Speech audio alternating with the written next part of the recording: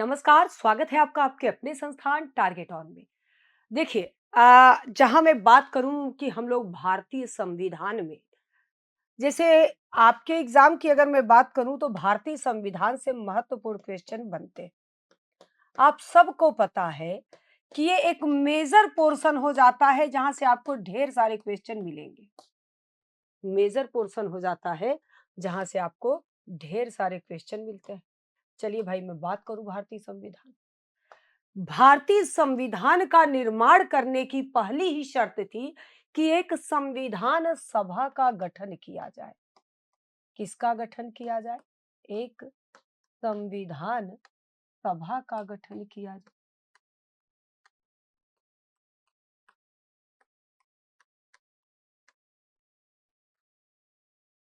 क्या है संविधान सभा? कैसे गठित होती है? किस प्रकार कार्य करती है? तो सबसे पहले याद रखिएगा कि संविधान सभा मान्य प्रतिनिधियों की संविधान सभा मान्य प्रतिनिधियों की एक निर्वाचित सभा होती। क्या होती है? मान्य प्रतिनिधियों की एक निर्वाचित सभा होती। मान्य प्रतिनिधियों की एक निर्वाचित सभा होती है। करती क्या है? किसी भी देश के शासन व्यवस्था को निर्धारित करने के लिए जो नियम कानून बनाए जाते हैं उन नियम कानून का निर्माण करती है। क्या करती है? उन नियम कानून का निर्माण करती है। सही है।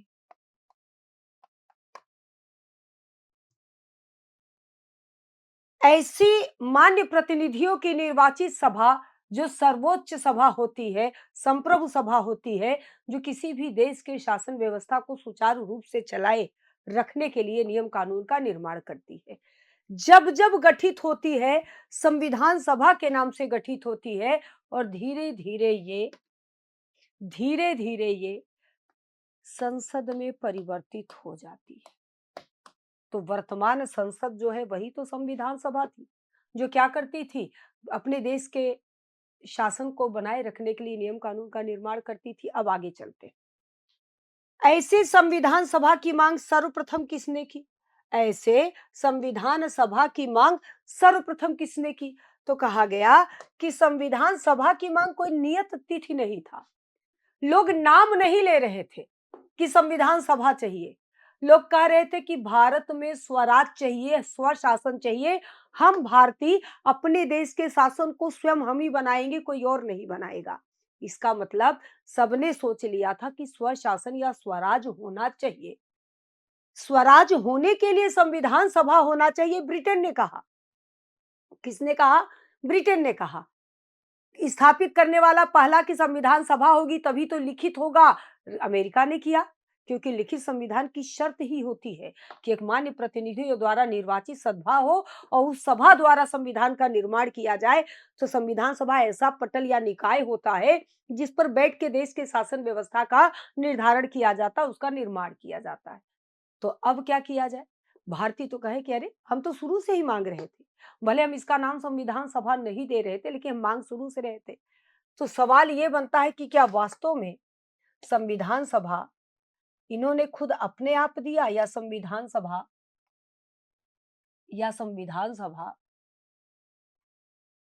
की अगर हम बात करें तो संविधान सभा आया कहां से? कहा गया देखिए, संविधान सभा शब्द जो मांग किया जा रहा था,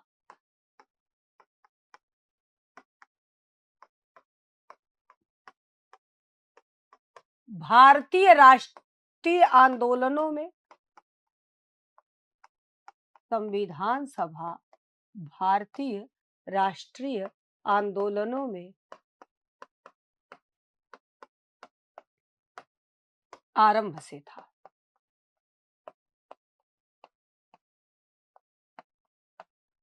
कब से था? आरंभ से था। ऐसे संविधान सभा की मांग भारतीय राष्ट्रीय आंदोलन के नेतृत्व में केंद्र में कहीं ना कहीं समाहित रहता था। लेकिन कहा जाता है कि ऐसे भारतीय संविधान सभा की सबसे पहली मांग,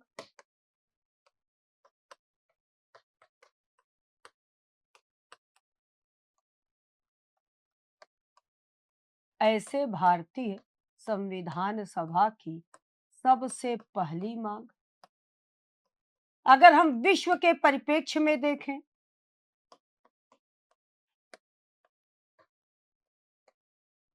ब्रिटिश राजनीतिक विचारक सर हेनरी मेन ने मांग की। किसने मांग की? सर हेनरी मेन ने। आंग्ल विचारक हैं, सबसे पहले विश्व में इन्होंने मांगा, लेकिन जहां मांगा ब्रिटेन में, वहां ये नहीं रचित हुआ। इसकी रचना हुई अमेरिका फ्रांस में, ब्रिटेन में नहीं हो पाया।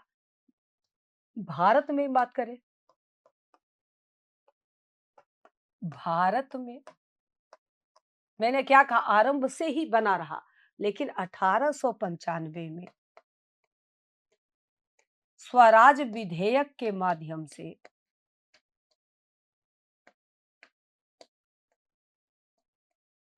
एक स्वराज विधेयक करके पत्रिका चलाया था।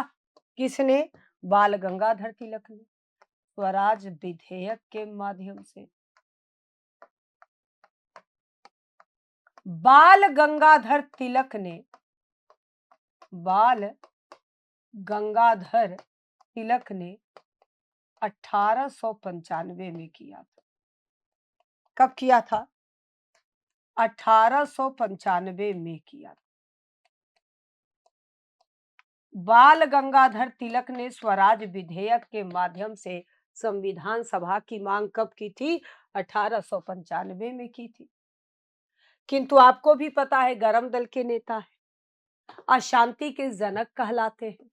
कांग्रेस इनकी बात को तवज्जो कैसे दे दे, ब्रिटिश सरकार इन्हें कैसे मान ले? क्यों? क्योंकि ये किसी सदन या संस्था द्वारा तो मांग कर नहीं रहे थे, कर रहे थे अपने स्वराज विधेयक के माध्यम से। हालांकि भले इनकी मांग को नहीं स्वीकारा गया, ठुकरा दिया गया, लेकिन फिर भी आप कह सकते हैं संविधान सभा के दर्शन की आधारशिला रखी है बाल गंगाधर तिलक ने। ठीक है। 1922 में महात्मा गांधी ने कहा,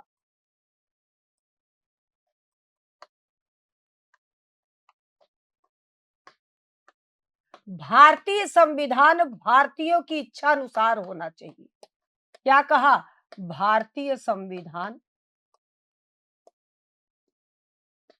भारतीयों की इच्छा अनुसार होना चाहिए।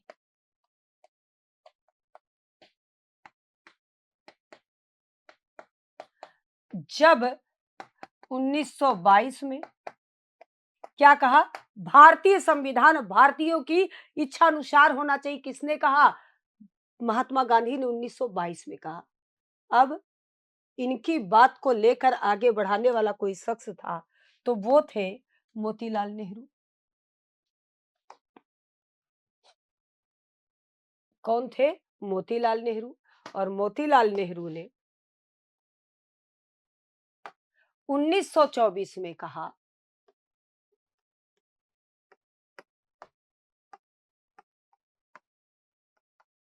भारत का संविधान भारतीय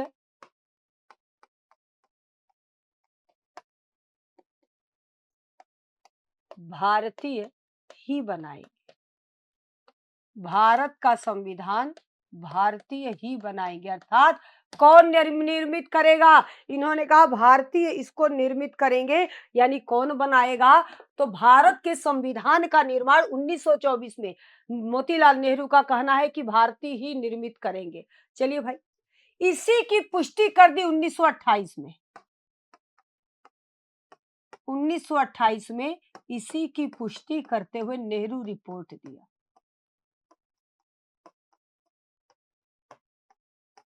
क्या दिया? नेहरू रिपोर्ट दिया। और नेहरू रिपोर्ट में इन्होंने कुछ मांग रख दी। क्या मांग रख दी?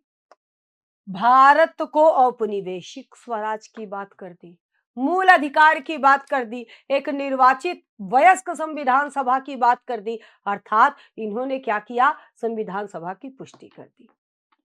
अब समझ लीजिए कि 1929, 30, 32 तक जब-जब सम्मेलन हो, जब-जब कहीं बात हो, सबने संविधान सभा की एक सूत्री मांग रख दी। अब सुनते जाइएगा। कहा जाता है कि सबसे पहली बार, ये सवाल हजारों बार पूछा गया है, आप कोई भी एग्जाम उठा लीजिए, चाहे टीचिंग का कोई एग्जाम उठा लीजिए, LT, TST, PHT, higher, civil, UPSI, RO, मतलब मैं कह दूं कि कोई भी कंपटीशन एग्जाम उठा लीजिए, सबसे पहली बार संविधान सभा की मांग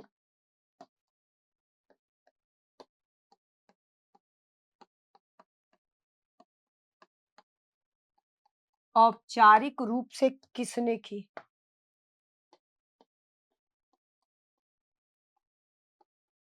सबसे पहली बार संविधान सभा की मांग औपचारिक रूप से एम एन राय ने किया। कब किया? 1934 में की। कब किया? 1934 में किया। फिर आपने सुना होगा, इसी को व्यवहारिक स्वरूप प्रदान करने का कार्य अगर किसी ने किया तो जवाहरलाल नेहरू ने किया। 1936, 37, 38। आपने देखा होगा कभी लखनऊ अधिवेशन के माध्यम से, फैजपुर के अधिवेशन के माध्यम से, हरिपुरा अधिवेशन के माध्यम से जवाहरलाल नेहरू ने इसे व्यवहारिकता प्रदान की। लेकिन आपने ये भी सुना होगा कि इसके बाद क्या होता है,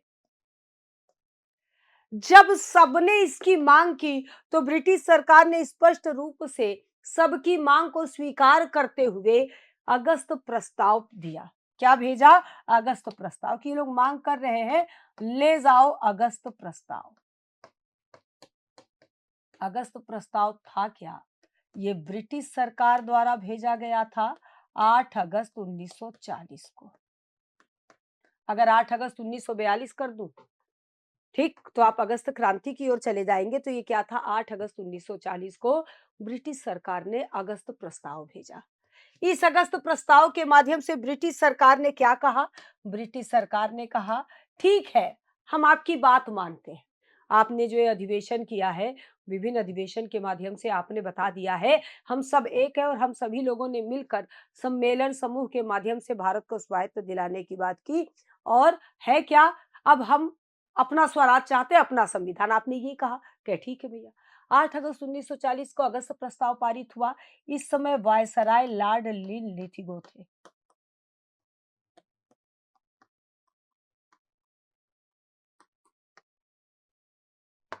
सबसे ज्यादा मजाक उड़ाने वाला कि भारतीय पहले एक तो हो जाए, आपस के दल मिलते नहीं हैं, एक दूसरे की विचारधारा का जीवन भर खिलाफत करते हैं, और अब ये कह रहे हैं कि इन्हें क्या चाहिए? संविधान सभा चाहिए। अब ये कह रहे हैं कि इन्हें संविधान सभा चाहिए, पहले तुम इस काबिल तो बनो कि आपस में रणनीति मिला लो। मजाक उड़ाने वाला वायसराय। तो लॉर्ड लिथिगो थे। ब्रिटिश सरकार ने एक प्रस्ताव जो पारित किया था, अगस्त प्रस्ताव, उसमें था क्या? भारत का संविधान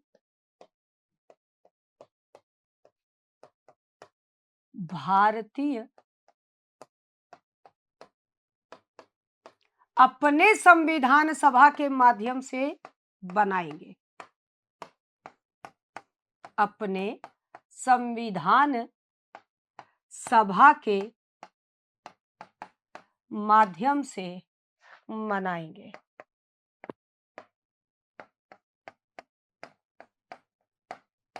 या बनाएंगे, कह दीजिए, निर्मित करेंगे। सब खुश कि अरे वाह, अगस्त प्रस्ताव 1940 में ये बात कह के आ गई कि भारतीय ही अपने संविधान सभा के माध्यम से अपने संविधान का निर्माण करेंगे। सब खुश। लेकिन एक लाइन पढ़ते ही सब दुखी। शर्त क्या थी? सेकेंड वर्ल्ड वार के बाद, यानी भारत में भारतीयों को द्वितीय विश्व युद्ध में ब्रिटिश सरकार की फिर से हेल्प करनी होगी। अब तो अगस्त प्रस्ताव का सबने विरोध कर दिया। सेना भर्ती करने वाले सर्जेंट ने खुद भी विरोध कर दिया, महात्मा गांधी ने। सबने एक तरफा कहा कि भैया ना कोई भाई ना कोई पाई, ये नारा दिया और कहा कि हम पूर्ण रूप से अगस्त प्रस्ताव का विरोध करते हैं। सबने विरोध किया। अब ब्रिटिश सरकार को समझ में आ गया कि भारतीयों को मिलाने के लिए मुझे कुछ अलग से अच्छा कार्य करना होगा, वरना ये तो पूर्ण रूप से विरोध कर रहे हैं। अब उन्होंने क्या किया, एक मिशन भेजा, क्रिप्स मिशन। क्या भेजा? क्रिप्स मिशन भारत भेजा। अब ये याद रखिएगा, सवाल पूछा जाता है, किस अधिनियम के द्वारा ब्रिटिश सरकार ने पहली बार स्वीकृति प्रदान की कि भारतीय संविधान सभा भारतीयों द्वारा किया जाएगा? क्रिप्स मिशन था। हालांकि हमने विरोध कर दिया था, दिया तो उन्होंने था, स्वीकार उन्होंने किया था, प्रस्तावित उन्होंने किया था, हम लोगों ने विरोध कर दिया था कि हमें ये नहीं चाहिए। तब जाके क्या आया था? कैबिनेट मिशन आया था। तो ये तो हो गया अगस्त प्रस्ताव। अब आ जाइए, बात करते हैं कि इस अगस्त प्रस्ताव में डोमिनियन स्टेट की बात यहाँ भी की गई थी कि भारत एक डोमिनियन स्टेट होगा, लेकिन वही कब होगा? सेकेंड वर्ल्ड वार के बाद, अर्थात अगस्त प्रस्ताव में पूर्ण रूप से सेकेंड वर्ल्ड वार को ये लोग क्या करते थे, आगे रखें। अब सुनिएगा, इसके बाद क्या होता है, पहली बार 23 मार्च 1942 को क्रिप्स मिशन भारत आया, जिसके अध्यक्ष थे स्टेफोर्ड क्रिप्स। क्रिप्स मिशन कब भारत आया? 23 मार्च 1942 को क्रिप्स मिशन भारत आया, और इसके अध्यक्ष कौन थे? Stafford Cripps. इसलिए इसका नाम ही पड़ा क्रिप्स मिशन। ऐसे क्रिप्स मिशन ने अपना रिपोर्ट 30 मार्च 1942 को दिया है, और इस रिपोर्ट में क्या क्या बातें थी ये सुनिए। इस रिपोर्ट में प्रावधान था कि इस रिपोर्ट में प्रावधान था कि भारत को डोमिनियन स्टेट का दर्जा दिया जाएगा। पहला था कि भारत को डोमिनियन स्टेट का दर्जा दिया जाएगा। दूसरा, भारतीय संविधान के निर्माण के लिए एक संविधान सभा का गठन किया जाएगा, जिसमें सभी भारत के प्रांत शामिल होंगे तथा देसी रियासतें शामिल होंगी। यानी भारतीय संविधान के निर्माण के लिए एक संविधान सभा का गठन किया जाएगा, जिसमें सभी भारत के प्रांत, जो ब्रिटिश भारत प्रांत और जितने प्रांत थे वो शामिल होंगे, तथा सभी देसी रियासतें शामिल होंगी। डोमिनियन स्टेट की इच्छा होगी कि वह राष्ट्रमंडल का सदस्य बना रहे अथवा नहीं। ये यहीं पर पुष्टि कर दी गई थी, और इसी को 1947 में भी मेंशन किया गया था। इसलिए अगर कोई कहे कि राष्ट्रमंडल की सदस्यता हम पर जबरन है, तो गलत है। राष्ट्रमंडल की सदस्यता नेहरू जी के समय में ही स्वायत्तता पर थी, और हमने उसको जानबूझ के स्वीकार किया था ताकि हम वेल कल्चर कंट्री के लोग बने रहे। हम उस समय नवोदित राष्ट्र थे, अराजकता ना फैले, हम और लोगों की तरह विकास से एकदम पीछे ना हो जाए, इसलिए हमने इसकी सदस्यता को स्वायत्तता से ग्रहण किया था। युद्ध काल में भारतीयों के प्रतिरक्षा का दायित्व ब्रिटिश सरकार का होगा। ये पॉइंट पढ़ते ही भारतीय नाराज कि तुम अपने आप ही कह दिए कि युद्ध काल में भारतीयों की प्रतिरक्षा का दायित्व ब्रिटिश सरकार का होगा। अरे हम जाना ही नहीं चाहते तुम्हारे साथ, तुम्हारे प्रतिरक्षा कैसे करोगे? फिर भारत के सभी राजनीतिक दलों ने एकजुट होकर इस क्रिप्स मिशन का विरोध किया। भारत के सभी राजनीतिक दलों ने एकजुट होकर इस क्रिप्स मिशन का विरोध किया। किस किस ने? मुस्लिम लीग ने किया। किस लिए? अलग राष्ट्र की मांग पूरी नहीं हुई।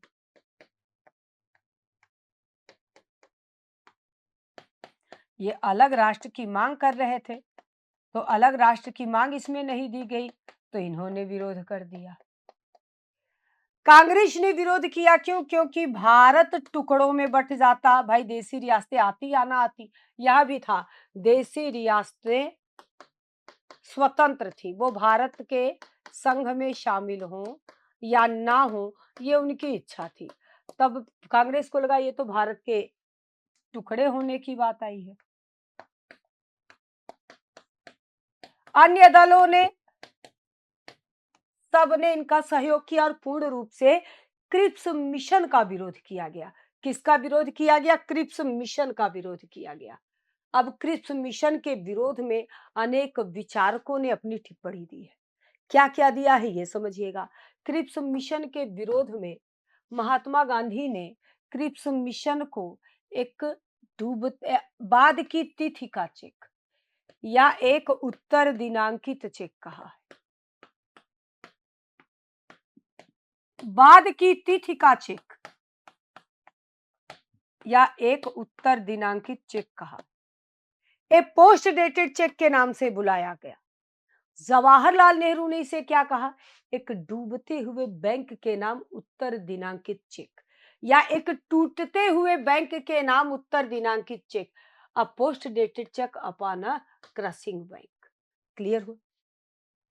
पट्टाभी सीतारमैया ने कहा यह अगस्त प्रस्ताव का अपडेट है, अगस्त प्रस्ताव का पुनः संस्करण मात्र है, कुछ और नहीं है। तो ये क्या था? क्रिप्स मिशन था। ब्रिटेन में पहली बार, अच्छा इसके बाद क्या हुआ आप सुनिए। ये हो गया क्रिप्स मिशन का विरोध। अब ब्रिटेन में चलते हैं। ब्रिटेन में कहानी क्या हो रही, ब्रिटेन क्या पूरे विश्व में कहानी क्या हो रही है। 1945 वर्ल्ड वार जो था समाप्त। अब ये कोल्ड वार के रूप में बदल गया। किसके रूप में बदल गया? कोल्ड वार के रूप में बदल गया। अब तक मित्र राष्ट्र जो क्रिप्स मिशन के माध्यम से बार बार कह रहे थे कि भारतीयों का युद्ध में कोई मतलब नहीं था, जानबूझ के उन्हें लाया गया, उनकी मृत्यु की गई और अपनों को बचाया गया, ये ब्रिटिश सरकार की सबने आलोचना की। अमेरिका, जापान, ऑस्ट्रेलिया, चाइना, मतलब सबकी अगर हम बात करें, रसिया, हम सबकी बात करें तो सबने जब इस पे जिक्र किया तो ब्रिटेन उनमें, यानी वर्ल्ड में 1945 में सेकेंड वर्ल्ड वार समाप्त हुआ। आपको पता है अमेरिका द्वारा परमाणु बम के प्रयोग के बाद से सेकेंड वर्ल्ड वार खत्म, और सेकेंड वर्ल्ड वार खत्म होते ही उपनिवेश तोड़े गए, सभी के प्राकृतिक संसाधन के मामले में हस्तक्षेप करने से रोका गया, अनावश्यक कोई किसी के आंतरिक मामलों में हस्तक्षेप नहीं करेगा कहा गया। जैसे ही ये हुआ तो अब कहा गया कि युद्ध कैसा होगा? कोल्ड वार जैसा होगा, प्रत्यक्ष युद्ध नहीं होगा, कार्यवाहियों से होगा। विदेश नीति तोड़ लेंगे, रक्षा नीति तोड़ लेंगे, साझा समझौता तोड़ लेंगे, एक्सपोर्ट इंपोर्ट बंद कर देंगे। लगेगा कि युद्ध होने वाला है, लगेगा कि युद्ध की कंडीशन बन रही है, मगर युद्ध नहीं होगा। यही होता है कोल्ड वार। तो अब क्या हुआ? जब इधर ब्रिटेन के इतिहास में दो परिवर्तन हुए। एक तो क्या हुआ? वर्ल्ड वार खत्म हुआ। वर्ल्ड वार खत्म होते ही भारतीयों की स्थिति अपने आप क्यों मजबूत हो गई? क्योंकि यूएनओ जैसी संस्था ने जब ये स्पष्ट कर दिया तो अब कोई देश किसी के साथ उपनिवेश नहीं करेगा। सबके उपनिवेश टूटे, फ्रांस के, अमेरिका के, सबके। तो ब्रिटेन को भी हटना था, अब ये हट रहे हैं। इसी समय होता क्या है, ब्रिटेन में पहली बार कंजर्वेटिव सरकार हटती है और लेबर पार्टी सत्ता में आती है। लेबर पार्टी की स्थिति बिल्कुल वैसी थी जैसे भारत में भारतीयों की थी। तो ये लेबर पार्टी थी, मध्यम वर्ग वालों की पार्टी थी। इसके नेता क्लीमेंट एटली थे जो प्रधानमंत्री बने, और जैसे ये प्रधानमंत्री बने इन्होंने कहा हमें भारतीयों के दर्द को समझना होगा। अब भारतीयों को भी स्वतंत्र होने का अधिकार है। तो इन्होंने ब्रिटिश संसद में घोषणा कर दी 14 मार्च 1946 को कि भारतीयों को स्वतंत्र होने की घोषणा है। इसलिए अब भारतीयों को स्वतंत्रता दिलाकर उनके यहाँ संविधान निर्माण करने में ब्रिटेन को पूर्ण सहयोग करना होगा। इसके लिए इन्होंने 3 कैबिनेट मेंबर भारत भेजा। चूंकि ये तीनों कैबिनेट के मेंबर थे, किसी अधिनियम को लेकर गए थे, इसलिए इस अधिनियम का नाम ही पड़ा कैबिनेट मिशन। क्या है? Cabinet mission. घोषणा 14 मार्च 1946 को क्लीमेंट एटली प्रधानमंत्री हैं, उनके शासनकाल में हुआ। भारत आता है 24 मार्च 1946 को। जब भारत आया 24 मार्च 1946 को, तो यह 3 सदस्य लोग थे जो भारत आए थे। इसके अध्यक्ष चुने गए पैथिक लॉरेंस, जो उस समय भारत सचिव भी हैं और कैबिनेट के अध्यक्ष भी हैं। भारत सचिव भी है, कैबिनेट में है, और कैबिनेट मिशन के अध्यक्ष के रूप में इनको बनाया गया। स्टेफर्ड क्रिप्स जो व्यापार बोर्ड मंत्री हैं, अर्थात उसके कैबिनेट के अध्यक्ष है। एवी अलेक्जेंडर जो नौसेना मंत्री अर्थात नौ विभाग के मंत्री हैं। ये 3 लोगों की एक मिशन भारत भेजी गई। चूंकि तीनों मेंबर कैबिनेट के थे, इसलिए इस मिशन का नाम ही पड़ा कैबिनेट मिशन। क्या पड़ा? Cabinet mission. इस कैबिनेट मिशन ने क्या कहा? इस कैबिनेट मिशन ने अपने रिपोर्ट में 16 मई 1946 में निम्न प्रस्ताव दिए। 16 मई 1946 में निम्न प्रस्ताव दिए। क्या? भारत से ब्रिटिश सत्ता को समाप्त कर देना चाहिए। पहला पॉइंट सबको अच्छा लग गया। भारत से ब्रिटिश सत्ता को समाप्त कर देना चाहिए। कहा ठीक तो कह रहा है, भारत से ब्रिटिश सत्ता समाप्त हो जाएगी तो अच्छा ही है। राष्ट्रीय महत्व के विषय को छोड़कर से सारे विषय प्रांतों को सौंप दिए जाने चाहिए। यहां पर था क्या, कहे कि छोड़ तो देंगे, जब तक नहीं बनेगा भारतीयों को हम छोड़ देंगे, ब्रिटिश सत्ता समाप्त हो जाएगी, लेकिन जब तक संविधान नहीं बनेगा तब तक ब्रिटिश होंगे और राष्ट्रीय महत्व उनके पास होगी। पूछा गया कौन कौन सा, विदेश मामला, रक्षा मामला, देसी रियासत, राष्ट्रीय महत्व है, इस पे प्रांतों को अधिकारिता नहीं है। ये केवल वायसराय की कार्यकारिणी परिषद केंद्र में जो बैठी है वही देखेगी, ये उनके लिए है। भारत में एक संघ सरकार या उसे आप कहते हैं अंतरिम सरकार की स्थापना की जाए, जिसे सभी राजनीतिक दलों का समर्थन प्राप्त हो, और हुआ भी था। मुस्लिम लीग जब 73 पाई थी, हट गई थी, 208 करके कांग्रेस लीड कर रही थी, सारे राजनीतिक दलों ने कांग्रेस को सपोर्ट किया था। भारत में एक संघ की स्थापना की जाए जिसमें ब्रिटिश भारत के सभी प्रांत शामिल होंगे, भारत की देसी रियासतें भी शामिल होंगी, लेकिन देसी रियासतों को स्वतंत्रता होगी कि वह भारत में शामिल हो या अपना स्वतंत्र अस्तित्व बनाए रखें। यहाँ जब भारतीयों ने देखा, जितने भी भारतीय विचारक थे, उन्होंने कहा यार एक चीज कमी है, लेकिन क्या क्लीमेंट एटली जैसा प्रधानमंत्री फिर से आएगा क्या? नहीं आएगा। इसको हम लोग जब भारत बनाएंगे, भारत संघ बनाएंगे, तो कोशिश करेंगे मिला लें, और हुआ भी यही था, हुआ भी यही था। एक चीज जान लेना इस पॉइंट से, विश्व का कोई भी सीमा क्षेत्र, भौगोलिक इकाई बिना विवाद के, बिना गुलामी के, बिना दास्ता तोड़े नहीं निर्मित हुई है। इसलिए याद रखना कि हर विश्व के हर देश ने झेलना होगा। भारतीय संविधान के निर्माण के लिए एक संविधान सभा का गठन किया जाएगा, जो निम्न सदस्यों से मिलकर बनेगा। भारतीय संविधान के निर्माण के लिए एक संविधान सभा का गठन किया जाएगा, जो निम्न सदस्यों से मिलकर बनेगा।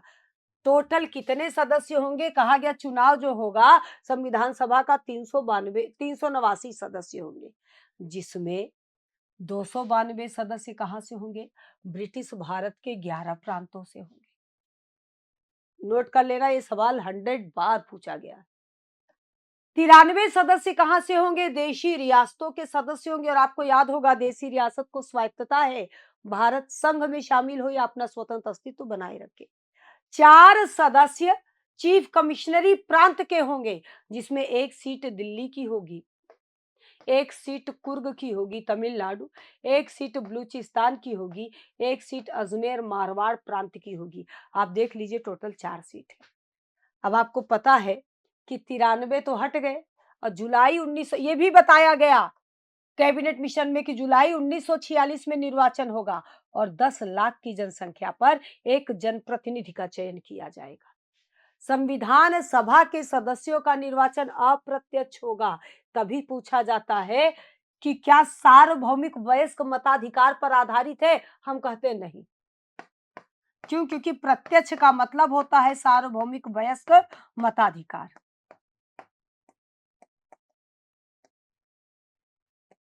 सार्वभौमिक वयस्क मताधिकार नहीं।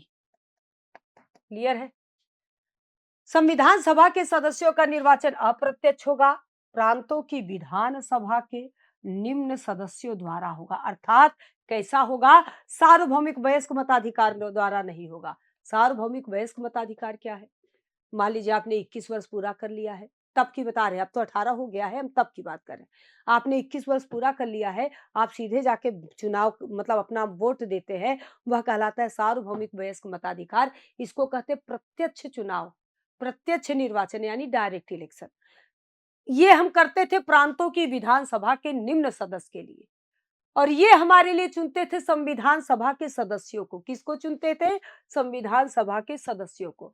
संविधान सभा के निर्वाचन में सदस्यों का वर्गीकरण किया गया और 3 वर्ग बनाए गए, सामान्य वर्ग, मुस्लिम वर्ग, सिख संप्रदाय। सामान्य वर्ग में सब आएंगे, सिख संप्रदाय में केवल सिख आएंगे, और मुस्लिम संप्रदाय में केवल मुस्लिम वर्ग आएंगे। ये तो मैंने बता ही दिया है, 389 और ये सब कुछ आपने पढ़ ही लिया है। अब सुनिए, कहा गया कि ये बताइए, संविधान सभा हम जानेंगे कैसे? कहे आप संविधान सभा को नहीं जान सकते। संविधान सभा को आप ऐसे जानिएगा कि कैबिनेट मिशन की सारी बातों को कॉपी करिएगा और संविधान सभा पर ले जाकर पेस्ट कर दीजिएगा। संविधान सभा पर ले जाकर पेस्ट कर दीजिएगा। अब बताइए 389 का होना था, 292, 93, 4, 93 आए नहीं। इन्होंने कहा भैया राजा का बेटा राजा बनेगा, मैं चुनाव करके राजा क्यों बनूं, मेरा बेटा अपने आप राजा बनेगा, मैं अपने पिता का हूं तो मैं खुद राजा, यानी मेरे यहाँ तो हेरिडिटी चल रही वंशानुगत, तो मैं क्यों चुनाव कराऊं, ये नहीं आते। जुलाई 1946 में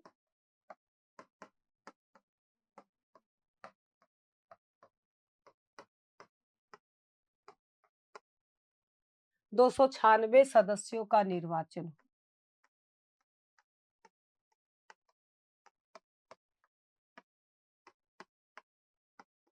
जुलाई 1946 में 296 सदस्यों का निर्वाचन हुआ, जिसमें से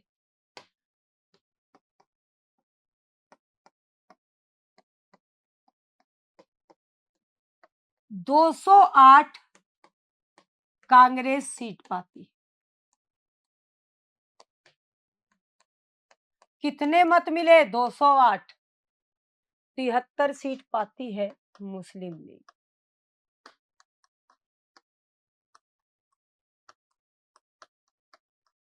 ठीक है, बाकी अन्य दलों को मिले थे 15 सीट, अन्य दल पाते। इन लोगों ने अपना समर्थन इन्हें दे दिया। ठीक है, इन लोगों ने अपना समर्थन किसे दे दिया? कांग्रेस को दे दिया। जाहिर सी बात है कांग्रेस विजयी हुई। सरकार कौन बनाएगा? कांग्रेस बनाएगी। सरकार कौन बनाएगा? कांग्रेस बनाएगी। केवल 2 राज्यों में मिली जुली थी, बाकी हर जगह लीड करके आगे बढ़ी थी, तो कांग्रेस बनाएगी। अब जब कांग्रेस जीत गई तो जाहिर सी बात है यार कि 1 अगस्त 1946 को वायसराय वेवेल है, इन्होंने जवाहरलाल नेहरू को आमंत्रित किया। किसके लिए? अंतरिम सरकार की निर्माण के लिए। किसके लिए? अंतरिम सरकार के निर्माण के लिए। जब इनको आमंत्रित किया गया तो 16 अगस्त 1946 को मुस्लिम लीग ने प्रत्यक्ष कार्यवाही दिवस मनाया, चुनाव का विरोध किया, जगह जगह सांप्रदायिक दंगे किए। इससे क्या हुआ? हिंसा हुआ। अब सबको समझ में आ गया कि मुस्लिम लीग साथ नहीं चलेगी, अब ये साथ नहीं रहेगी। तो उसके बाद क्या हुआ? 24 अगस्त 1946 को अंतरिम सरकार की घोषणा किया पंडित जवाहरलाल नेहरू ने, और 2 सितंबर 1946 को अंतरिम सरकार का गठन किया गया।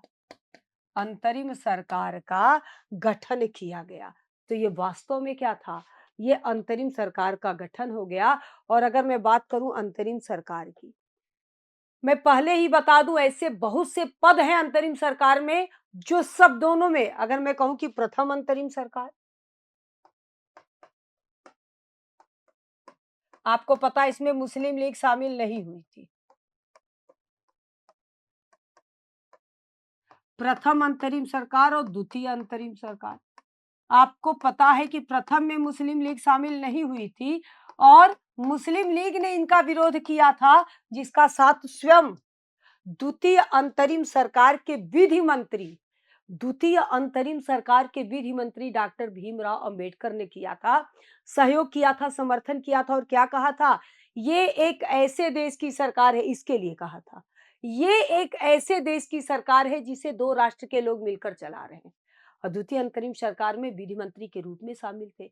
प्रथम अंतरिम सरकार में जब मुस्लिम लीग नहीं शामिल हुई तो दूसरी संविधान सभा की बैठक में 11 दिसंबर 1946 की, जब 9 दिसंबर 1946 को बैठक हुई, प्रथम जवाहरलाल नेहरू और उनकी सरकार ने कहा कि अगर मुस्लिम लीग इसमें शामिल नहीं होती है द्वितीय बैठक में, तो मुस्लिम लीग त्यागपत्र दे और हम अब नया तरीके से संविधान सभा का गठन करेंगे। तब मुस्लिम लीग ने 11 दिसंबर 1946 को शामिल हुई और पूर्ण रूप से विरोध किया सदन का। इसके बाद क्या हुआ? सदन का बंटवारा हुआ और आप भी जानते हैं 284 सदस्य ही लास्ट में उपस्थित रहे। मुस्लिम लीग के 5 सदस्य को शामिल करने के लिए प्रथम अंतरिम सरकार से 3 सदस्यों को हटाया गया था। कभी-कभी नाम पूछ लेता है, वो याद रखिएगा। कुछ पद ऐसे हैं जैसे यहाँ पर मैं कहूँ कार्यकारिणी अध्यक्ष कौन थे तो वेवेल थे। फरवरी 1947 तक ये थे और फरवरी 1947 से माउंटबेटन आ गए थे। दोनों में कार्यकारी उपाध्यक्ष कौन थे? दोनों में कार्यकारी उपाध्यक्ष कौन थे? दोनों में कार्यकारी उपाध्यक्ष नेहरू जी थे। कुछ चीज अगर आप याद कर लेंगे ना दोबारा आपको गलती नहीं होगी। खाद्य एवं कृषि मंत्री कौन थे? तो खाद्य एवं कृषि मंत्री डॉक्टर राजेंद्र प्रसाद थे।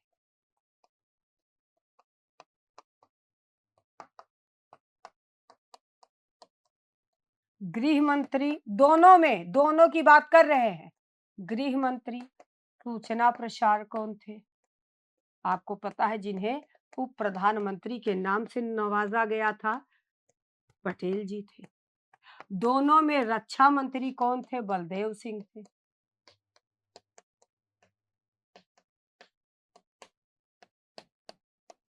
कुछ तो मुझे लगता है कि सेम पोस्ट था, इसको आपको रख लेना चाहिए, रट लेना चाहिए, रख लेना चाहिए।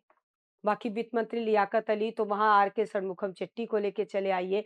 विधि मंत्री यहाँ प्रथम वाले में जोगेंद्र नाथ मंडल थे तो दूसरे में भीमराव अंबेडकर थे। इस प्रकार अगर पढ़ेंगे याद करेंगे तो मुझे नहीं लगता कि कोई भी दिक्कत आने वाली, इसलिए जमकर इस तरीके से तैयार करिएगा ताकि आपको किसी भी प्रकार की समस्या ना झेलना पड़े। तो चलिए भाई, आपके तैयारी में कुछ अच्छा सा सहयोग दे सकूं, कुछ महत्वपूर्ण प्रश्न सॉल्व करा सकूं, इसी उम्मीद से ये क्लास आपके लिए है। आपको प्रेरित है ये क्लास। इस क्लास को देखिएगा, अपने क्वेश्चन आंसर को समझने की कोशिश करिएगा और देखिएगा क्या सच कहा मैम ने कि ये हर जगह पूछे जाने वाले क्वेश्चन हैं।